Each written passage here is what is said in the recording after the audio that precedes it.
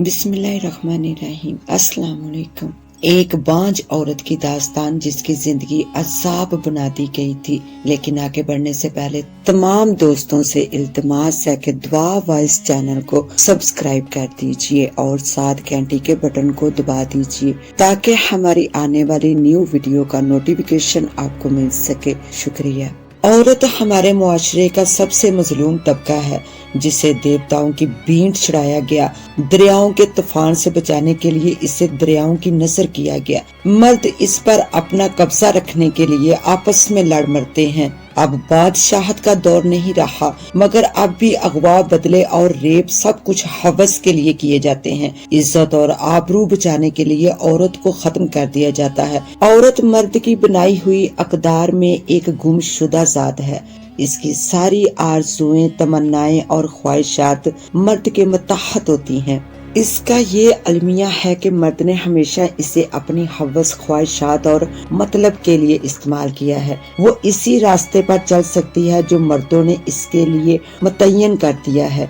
वो कदीम रस्मों से चिमटी रहे तो वो अच्छी है, अगर आजादी चाहे तो वो बुरी है। किसी से तलक जोड़े तो बुरी, अतः कि अगर कोई इसके साथ ज्यादती करे तब भी इल्जाम इसी पर आता है। औलाद पैदा ना हो तो जिम्मेदारी औरत पर ही डाल दी जाती है। दुश्मनी को दोस्ती में बदलना हो तो मुखालफिन को लड़की देकर दोस्ती की जाती है, इसकी कुर्बानी दी जाती है। वो ऐसे ही हमेशा अपने दुखों पर पर्दा डाल लेती है, मगर कौन जाने अंदर से कितने सदमे और अजीतें और दर्द सहती है। अगर औलाद ना पैदा करे, इसका जीना दो बार कर दिया जाता है। इसे बांझ होने के ताने दिए जाते हैं। जिंदगी इसके लिए अजाब बना दी जाती है। पुराने जमाने में ही जंग जीतने वाली फौजें इलाकों के मालो दौलत के साथ इनकी औरतों पर भी कब्जा कर लेती थी। अमन हो या जंग, शामत औरत की ही आती है।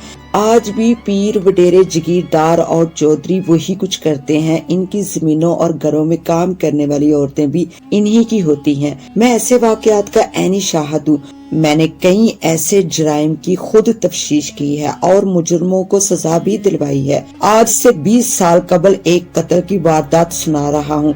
इन दिनों मैं इंस्पेक्टर था और एक देहाती इलाके के थाने में तैनात था। मैं कहानी में इलाके और लोगों के नाम फर्जी लिख रहा हूँ। पाकिस्तान बनते वक्त इस्लाम की रूह को समझने वाले लोगों ने ये समझा था कि अब पीरी मुरीदी का गैर शरई सिलसिला खत्म हो जाएगा, लेकिन पाकिस्तान बनने के कुछ साल बाद ही मुरीदों ने मरे हुए पीरों की कब्रों पर चादरें चढ़ानी शुरू कर दी। पीरों से अमाम जामन बंधवाए जाने लगे। कई हुक्मरानों ने तो नई गद्दी नशीनों की दस्तार बंदी भी की। मेरे थाने के इलाके में एक गांव में भी एक पीर की बड़ी शोहरत थी। सुना था कि इसके पास जन्नात है, जिनकी मदद से वो लोगों की मुरादें पूरी करता है। मैंने लोगों से इसकी बहुत तारीफें सुनी थी, मगर मेरा तजर्बा कहता था कि वो पीर 2 नंबर है, मगर इसका पक्का सबूत मुहैया करने से वो कासर था। इस थाने में 6 माह गुजारने के बाद मैं इस इलाके के बड़े बड़े लोगों के बाल बाल से वाकिफ हो गया था। इस रोज मैं थाने में बैठा था।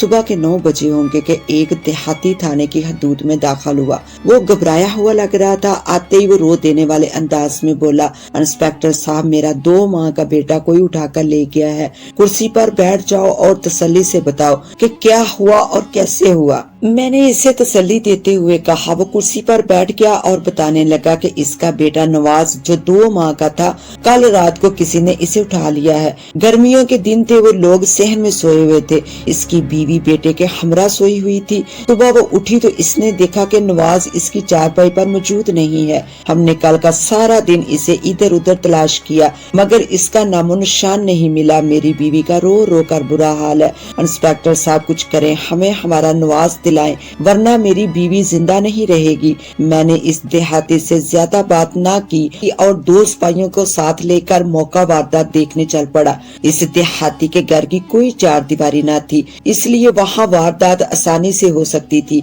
इसकी बीवी का नाम जुलेखा था। शक्लो सूरत में वो लाखों में एक थी। भरपूर जवानी इस पर आई हुई थी। इसके मुकाबले में इसका खावंद कुछ भी ना था।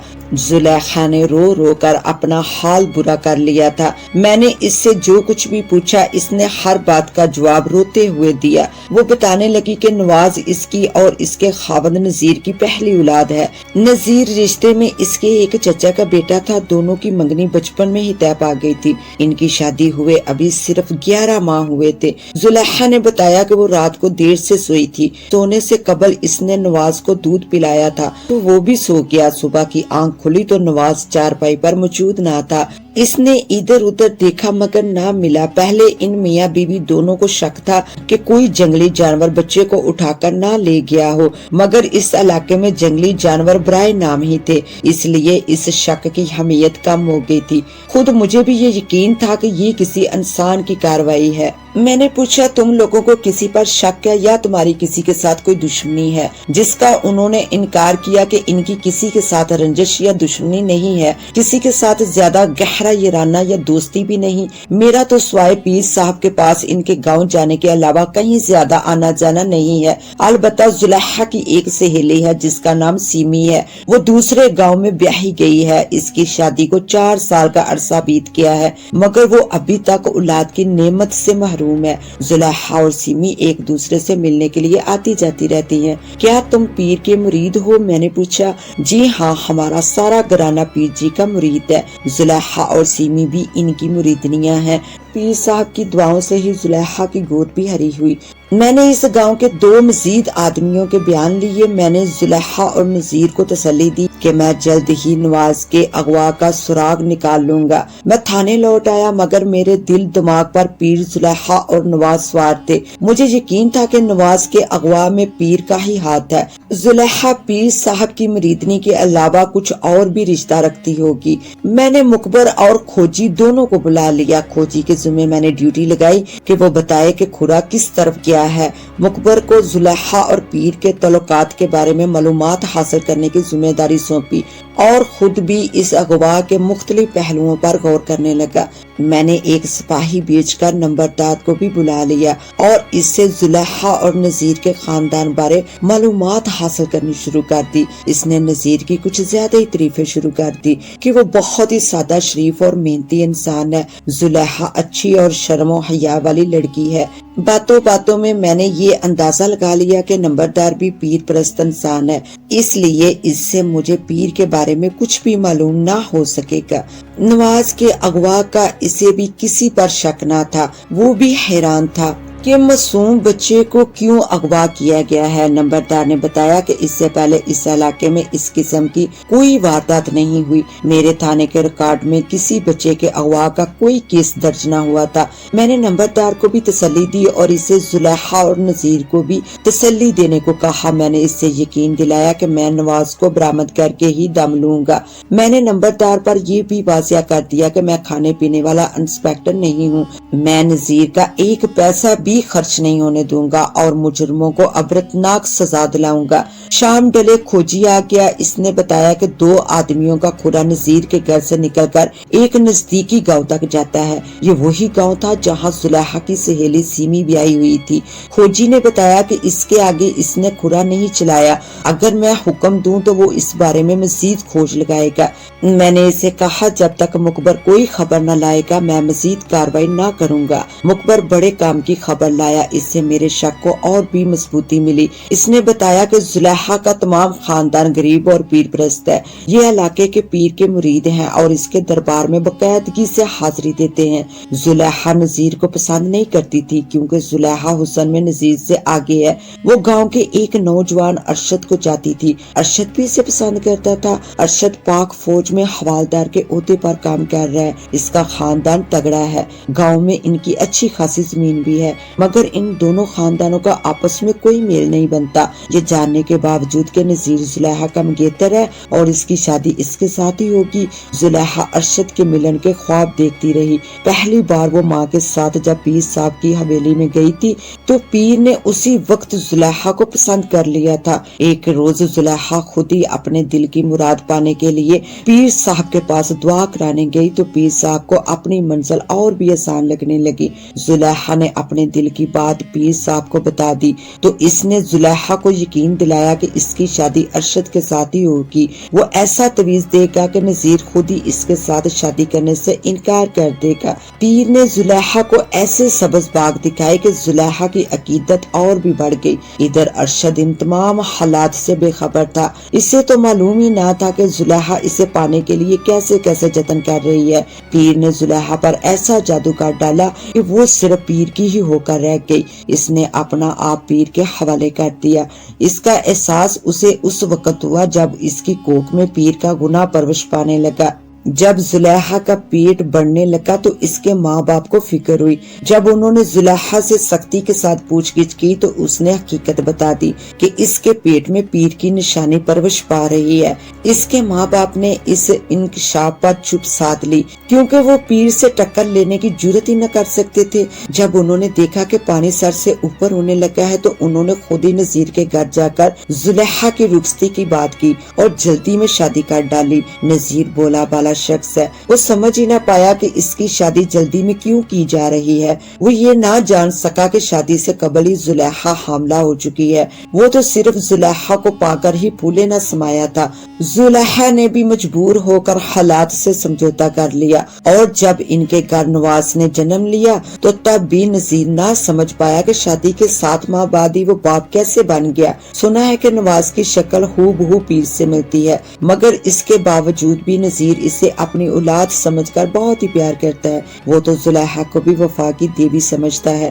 وہ ایک بار پیر صاحب کے پاس گیا بھی تھا کہ ان کو بتایا تھا کہ ان کی دعاؤں سے اس کے گھر بیٹا پیدا ہوا ہے۔ پیر صاحب کو بھی یہ حقیقت معلوم ہے کہ زلیخا کا بیٹا نذیر کے خون میں نہیں بلکہ ان کی بخشی ہوئی سوگات ہے۔ مگر سوال یہ ہے کہ نواز کو اغوا کرنے کا مقصد کیا ہو سکتا ہے؟ یہ سوال مجھے پریشان کر رہا تھا۔ ادھر ابھی تک نواز کا کوئی سراغ نہ ملا تھا۔ میں نے پیر صاحب سے ملاقات اور 2 ہاتھ کرنے کا فیصلہ کر لیا۔ اس پیر کی عمر 30 اور 40 سال کے درمیان تھی۔ اس کا باپ بھی پیر تھا۔ اس کے مرنے کے بعد اس نے باپ کی گدی سنبھالی تھی۔ اس کے باپ کے مزار پر عرس اور میلاد ہوا کرتا تھا۔ اس کی مریدی دور دور تک پھیلی ہوئی تھی۔ جاہل اور ان پڑھ لوگ، مرد اور عورتیں اس کے آگے ماتھا رگڑتی، نذرانے اور شرینیاں دیتی اور دعائیں کرواتی، تویز لیتی۔ اس طرح پیر کی منڈی خوب چل رہی تھی۔ پیر خوب عیش کر رہا تھا۔ وہ علاقے کے سیاست میں بھی منہ مارنے لگا تھا۔ وہ خفیہ طور پر اور بھی نہ جانے کیا کچھ کرتا تھا۔ میں نے اس کے خفیہ حلقے میں ایک مخبر چھوڑ رکھا تھا۔ پیر کے اس خفیہ حلقے میں جرائم پیشہ اور بدماش ٹائپ کے لوگ شامل تھے۔ اگلے روز پھر نذیر نمبردار کے ہمراہ تھانے آ گیا۔ اس کی حالت دیکھ کر مجھے اس پر بڑا ترس آیا۔ اس نے زلیخا کا بتایا کہ وہ ہر وقت روتی رہتی ہے۔ میں نے نذیر سے کہا، سنا ہے تمہارا پیر بڑی طاقت رکھتا ہے، جنات بھی اس نے قابو کر رکھے ہیں، تم پیر صاحب کے پاس کیوں نہیں گئے ان سے دعا کروانے؟ ممکن ہے اس کے جنات تمہارا بیٹا ڈھونڈ لاتے۔ میں ان کے پاس گیا تھا، انہوں نے مجھے تسلی دی ہے اور ایک تویز بھی دیا ہے کہ میں زلیخا کے سرہانے کے نیچے رکھ دوں، نواز مل جائے گا۔ نذیر یقین بھرے لہجے میں بولا، تو پھر انتظار کرو بھائی، پیر صاحب کی کرامت کا تانے کیا لینے آئے ہو؟ میں نے تنزیہ انداز میں کہا۔ نذیر لاجواب ہو کر آئیں بائیں کرنے لگا۔ پھر میں نے نمبردار کے اسرار پر نامعلوم افراد کے نام FIR درج کر دی۔ نمبردار اور نذیر چلے گئے اور میں اغوا کے پہلوؤں پر غور کرنے لگا۔ میں نے پہلے سوچا کہ پیر کو تھانے بلواؤں، پھر خیال آیا کہیں وہ برا نہ مان جائے، اس لیے میں نے اس کے گھر جانے کا فیصلہ کر لیا۔ اس نے بڑے اچھے طریقے سے میرا استقبال کیا۔ میرے پوچھنے سے قبل ہی بولا، میرے ایک مرید کا بیٹا اغوا ہو گیا ہے، اس کے مجرموں کا کوئی سراغ ملا یا نہیں؟ مل جائے گا سرکار، میں نے بڑے ادب اور احترام سے کہا۔ وہ میرے مریدوں کا گھر ہے۔ پیر نے کہا، کوشش کرو جلدی سراغ مل جائے۔ میں نے کہا، سرکار آپ خود ہی کرم کر دیں، آپ تو غیب کی باتیں بھی بتا دیا کرتے ہیں، آپ کے قبضے میں تو جنات ہیں، کیا وہ ملزموں کی نشاندہی نہیں کر سکتے؟ پیر عجیب سے انداز سے ہنسا اور کہنے لگا، تم لوگ ان باتوں کو نہیں سمجھتے، اگر ہر کام جنات کرنے لگے تو یہاں جنات کی ہی بادشاہی قائم ہو جائے گی۔ میں نے بڑے ادب سے کہا گستاخی معاف سرکار، اغوا ہونے والے بچے کی ماں آپ کی خاص مریدنی ہے، سنا ہے اس کے بچے کی شکل آپ سے ملتی ہے، یہ سب میری دعاؤں کا نتیجہ ہے، لیکن آپ کو اس سے کیا، آپ کا جو کام ہے وہ کریں، میں اپنا کام ہی تو کر رہا ہوں، تفتیش کرنا میرا فرض ہے، آپ کے پاس آنا میری اس تفتیش کا ایک حصہ ہے۔ میں نے کہا تو کرو تفتیش، میرے پاس کیا لینے آئے ہو؟ وہ غصے سے بولا محترم پیر صاحب آپ میرے ساتھ تعاون کریں اور مجرم پکڑوا دے۔ میں نے جان بوجھ کر کہا یہ تھانہ نہیں ہے انسپیکٹر، یہ میری پشتی پیری گدی ہے جہاں صرف امن اور سکون کا تحفہ مریدوں کو دیا جاتا ہے، خاموشی سے واپس چلے جاؤ، تم نئے ہو شاید اور یہ نہیں جانتے کہ میرے تعلقات اوپر تک ہیں، میں تمہارے DSP سے بات کروں گا۔ پیر نے دھمکی دے ڈالی۔ اس وقت وہ بڑے جلال میں تھا، اس کا چہرہ نورانی تھا، تراشی ہوئی چھوٹی چھوٹی داڑھی تھی جو بالکل سیاہ تھی، چہرہ سرخ، سفید آنکھوں میں جوانی کی چمک تھی، حالانکہ اب وہ اس عمر میں تھا جہاں جوانی ڈلنی شروع ہو جاتی ہے، لیکن اپنی عمر سے 10 سال چھوٹا لگتا تھا۔ مجھے دیکھ کر اس نے اپنے چہرے پر جلالی تاثر پیدا کر لیا تھا، لیکن جب میں نے اس کے اور زلیخا کے بارے میں شکوہ کیا تو اس کے چہرے پر جلالی اور نورانی اثرات زائل ہو گئے اور وہ کچھ عام سا آدمی لگنے لگا۔ ٹھیک ہے پیر صاحب میں جا رہا ہوں، مگر میں پھر آؤں گا، میں نواز کے اغوا کا سراغ لگا کر ہی رہوں گا، میرے راستے میں جو بھی دیوار آئے گی میں اسے پھلانگ جاؤں گا۔ میں یہ کہہ کر اس کے گھر سے نکل آیا۔ تھانے پہنچا تو کھوجی میرا منتظر تھا، اس نے اپنے کام میں شاندار کامیابی حاصل کی تھی۔ زلیخا کی سہیلی سیمی کے گاؤں سے شروع ہو کر وہ کھرا اس گاؤں کے قبرستان تک گیا تھا۔ وہ قبرستان ایک گھنے درختوں کے اندر واقع تھا۔ کھوجی نے بتایا کہ کھرا جہاں جا کر ختم ہوتا ہے وہاں ایک چھوٹی اور تازہ قبر بنی ہوئی ہے اور اس سے کچھ فاصلے پر ایک درخت کے نیچے خون کے نشانات بھی نظر آ رہے ہیں۔ میں نے بالکل دیر نہ کی اور اپنے ہمراہ 3 سپاہی لے کر اس گاؤں کی طرف روانہ ہو گیا۔ میں سب سے پہلے گاؤں کے نمبردار کے گھر گیا، اس کو زلیخا کے بیٹے کے اغوا کی خبر معلوم تھی۔ میں نے کھوجی کے حوالے سے اس سے بات کی اور اس کو اپنے ہمراہ قبرستان میں چلنے کو کہا۔ وہ فوراً تیار ہو گیا۔ ہم کھوجی کی رہنمائی میں قبرستان پہنچے۔ وہ علاقے کا بڑا قبرستان تھا۔ جب ہم اس قبرستان تک پہنچے تو ہم سب کو یقین ہو گیا کہ یہ قبر نہیں ہے اور 2-3 دن پہلے کھودی گئی ہے۔ نمبردار سے پوچھا کہ کیا اس گاؤں میں کوئی چھوٹا بچہ فوت ہوا ہے، یعنی 2-3 دن قبل؟ نمبردار کا جواب نفی میں تھا۔ وہ بتانے لگا کہ ارد گرد کے تینوں دیہاتوں میں 2-3 ماہ سے کوئی بھی موت واقع نہیں ہوئی۔ اس نے اس لیے بڑے یقین سے کہا تھا کہ جب کبھی بھی ارد گرد کے دیہاتوں میں کوئی موت ہوتی تو تمام دیہاتوں میں اس کا اعلان کیا جاتا، مرد جنازے میں شریک ہوتے ہیں اور عورتیں بھی ماتم کے گھر والوں سے افسوس کے لیے جاتی ہیں۔ میرے کہنے پر نمبردار نے گاؤں سے گینتی اور بیلچا منگوا لیا اور میرے کہنے پر قبر کی کھدائی کرائی۔ تھوڑی سی مٹی ہٹانے پر ہی نواز کے اغوا کا ڈرامہ ختم ہو گیا۔ اس میں سے اس معصوم کی کٹی ہوئی لاش برآمد ہوئی۔ لگتا تھا کہ معصوم بچے کو بڑی بے دردی سے قتل کیا گیا ہے۔ میں نے ضروری کارروائی مکمل کی اور لاش پوسٹ مارٹم کے لیے ضلع ہیڈ کوارٹر ہاسپٹل بھجوا دی۔ رپورٹ آئی تو پتہ چلا کہ بچے کو تیز دھار آلے سے ذبح کیا گیا تھا۔ جب لاش زلیخا کے گاؤں لائی گئی تو ایک کہرم سا مچ گیا۔ ارد گرد کے تمام دیہات کے لوگ سیلاب کی ماند امڈ آئے۔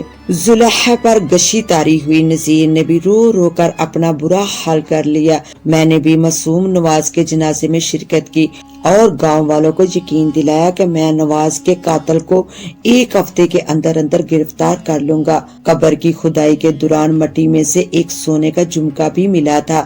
اب اس کو بنیاد بنا کر میں نے قاتل تک پہنچنا تھا۔ میں نے مقبر اور کھوجی کی ڈیوٹی بھی لگائی اور پھر نمبردار کو تھانے بلا کر اسے وہ جھمکا دکھایا اور اسے بھی کہا کہ معلوم کیا جائے کہ یہ جھمکا گاؤں کی کون سی لڑکی یا عورت پہنتی تھی۔ جلد یہ حقیقت واضح ہو گئی کہ وہ جھمکا زلیخا کی سہیلی سیمی کا ہے۔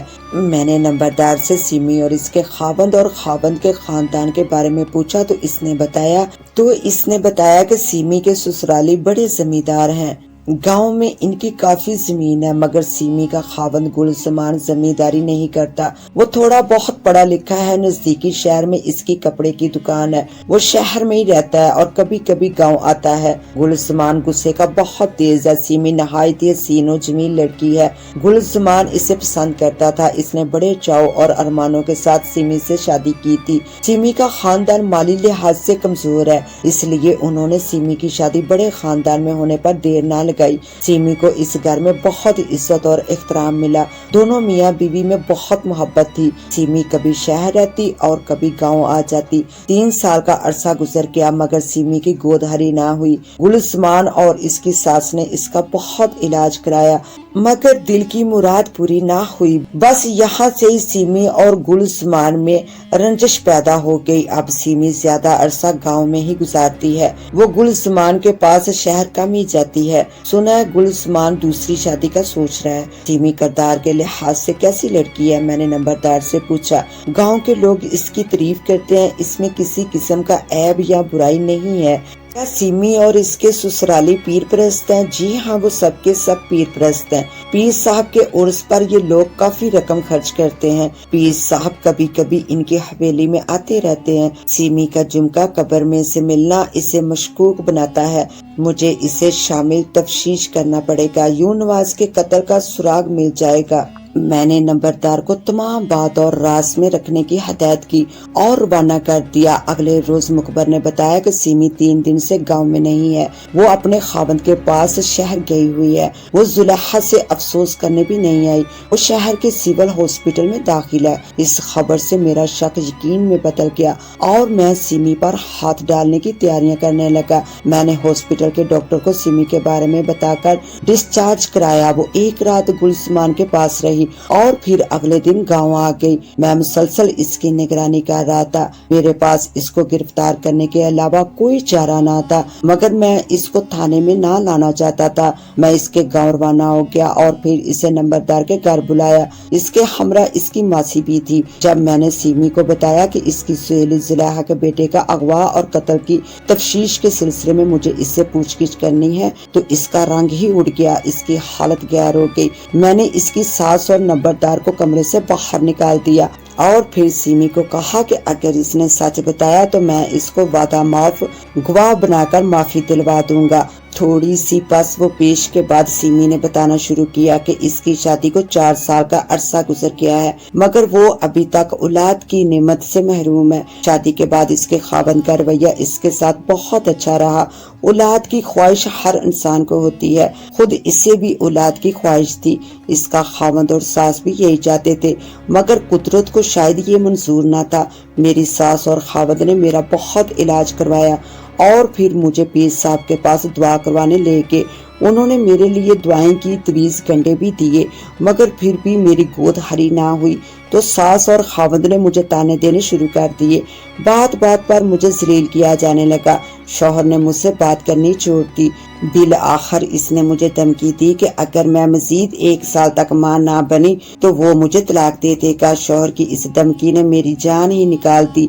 एक रोज मैं अकेली पीर साहब से दुआ कराने चली गई। पीर साहब ने ना जाने मुझ पर क्या जादू किया कि मैं इनकी बातों में आ गई और इसने मुझे बर्बाद कर डाला, मगर मैं फिर भी इसके ही गुन गाने लगी। ना जाने मुझे क्यों ये यकीन था कि ये पीर मुझे बेटा जरूर देगा। एक रोज मैंने पीर साहब को धमकी दी कि अगर मैं मां ना बनी तो मैं इसका बांडा फोड़ दूंगी और कभी इधर ना आऊंगी। पीर साहब कहने लगे, इस बार और उसके मौके पर मैं तुम्हारे लिए खुसूसी दुआ कराऊंगा और इसके बाद एक चिला काटूंगा।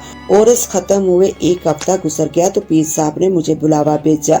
मैं फौरन वहां गई तो वो कहने लगा, सीमी मैंने तुम्हारी औलाद होने के लिए खुसूसी चिला किया है। मुझे ऊपर से इशारा मिला है कि तुम एक कड़े इम्तिहान से गुजरने के बाद माँ बन सकोगी।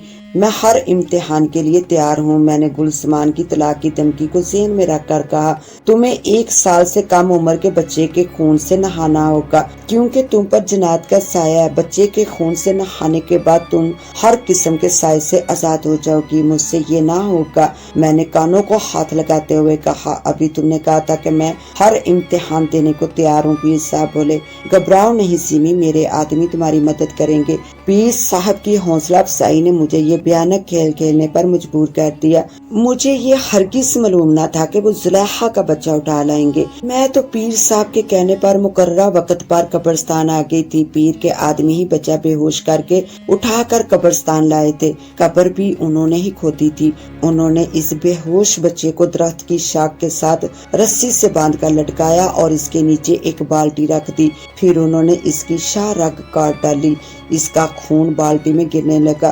جب اس کا تمام خون بہہ گیا تو انہوں نے اس کو اتار کر قبر میں پھینکا اور اوپر سے مٹی ڈال دی۔ پھر وہ لوگ چلے گئے تو میں نے پیر صاحب کے حکم کے مطابق اس کے خون سے غسل کیا۔ اس بالٹی میں انہوں نے اور بھی کچھ ملا رکھا تھا۔ میں نے اولاد کی خاطر اتنا ذلیل کام کر ڈالا۔ نہانے کے بعد میں نے وہ بالٹی اور کپڑے کنویں میں پھینک دیے اور دوسرے کپڑے پہن کر گھر لوٹ آئی، مگر مجھے کسی پل چین نہ تھا۔ لگتا تھا میں پاگل ہو جاؤں گی۔ پچھتاوے کی آگ مجھے جلائے جا رہی تھی۔ صبح میں شہر چلی آئی اور گل عثمان کو بتایا کہ اب میں ماں بن جاؤں گی، مگر اس نے میری کسی بات پر دھیان نہ دیا۔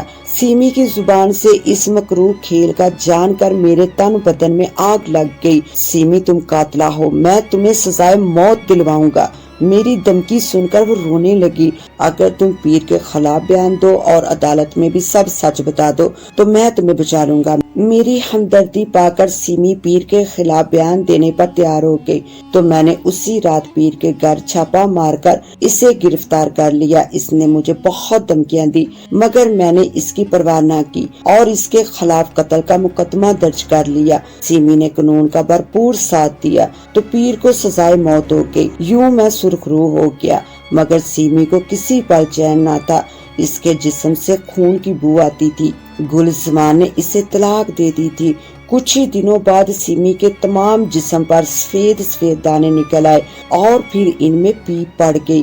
اس کے جسم سے بدبو آنے لگی۔ سیمی کی چیخیں پورے گاؤں والے سنتے تھے۔ بالآخر سیمی تڑپ تڑپ کر مر گئی۔ لوگ آج بھی اس واقعے کو یاد کرتے ہیں تو کانوں کو ہاتھ لگاتے ہیں۔ کاش ہماری عوام ان جعلی پیروں کی حقیقت جاننے اور ان کے جال میں نہ آئیں اور صرف اللہ سے مدد کے طلبگار رہیں۔ اللہ تعالی ہمیں صحیح راستے پر چلنے کی توفیق عطا فرمائے، آمین۔ اس کے ساتھ ہی مجھے دے اجازت، ملتے ہیں انشاءاللہ نیو کہانی میں، تب تک کے لیے اللہ نگہبان۔